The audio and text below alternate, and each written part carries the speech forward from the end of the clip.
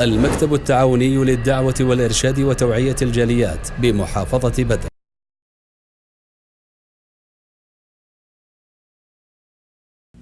ইমাম বুখারী রাহিমাহুল্লাহ হাদিস বর্ণনা করেন আবু হুরায়রা রাদিয়াল্লাহু আনহু থেকে।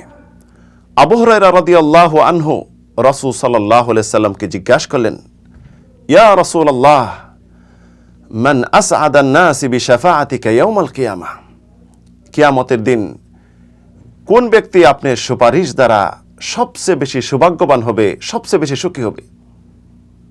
সাহাবীদের মাঝে ধারণা করলো রাসূল সাল্লাম মনে হয় বলবেন আবু বকর, ওমর, উসমান, আলী অথবা রাসূল সাল্লাল্লাহু আলাইহি সাল্লামের ফ্যামিলির সদস্যের কথা বলবেন।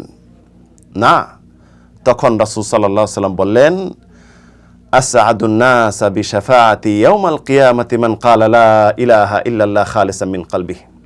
ওই ব্যক্তি আমার সুপারিশ দ্বারা সবচেয়ে বেশি সৌভাগ্যবান হবে, সবচেয়ে বেশি সুখী হবে কিয়ামতের দিন যে ব্যক্তি লা ইলাহা ইল্লাল্লাহ এই কালেমাটি অন্তর থেকে বলবে, মন থেকে বলবে, একনিষ্ঠভাবে বলবে। আসুন আমরা সকলেই পড়ি লা ইলাহা ইল্লাল্লাহ। এই লা ইলাহা ইল্লাল্লাহ এই কালেমাটি বাস্তবায়ন করার জন্যই আসমান জমিন আল্লাহ সৃষ্টি করেছেন এবং পৃথিবীতে যত নবী এবং রাসূল প্রেরণ করেছেন এই বাক্যটি বাস্তবায়নের জন্য, অর্থাৎ লা মা'বুদা বিহাক্কিন ইল্লাল্লাহ, সত্যিকারে প্রকৃতপক্ষে আল্লাহ ছাড়া অন্য কোনো মাবুদ নেই।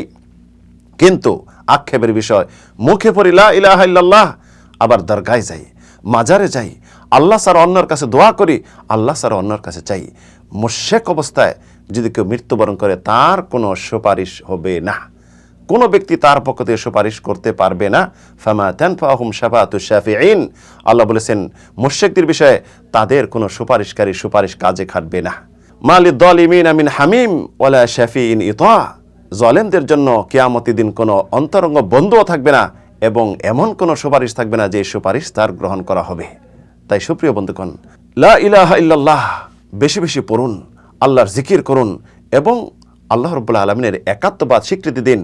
প্রত্যেকটি ইবাদতের ক্ষেত্রে একাত্মবাদ বাস্তবায়ন করুন, তাহলে আপনি সবচেয়ে বেশি সুখী এবং সৌভাগ্য অর্জন করতে পারবেন কিয়ামতের দিন প্রিয় নবী সাল্লাল্লাহু আলাইহি সাল্লামের সুপারিশের দ্বারা।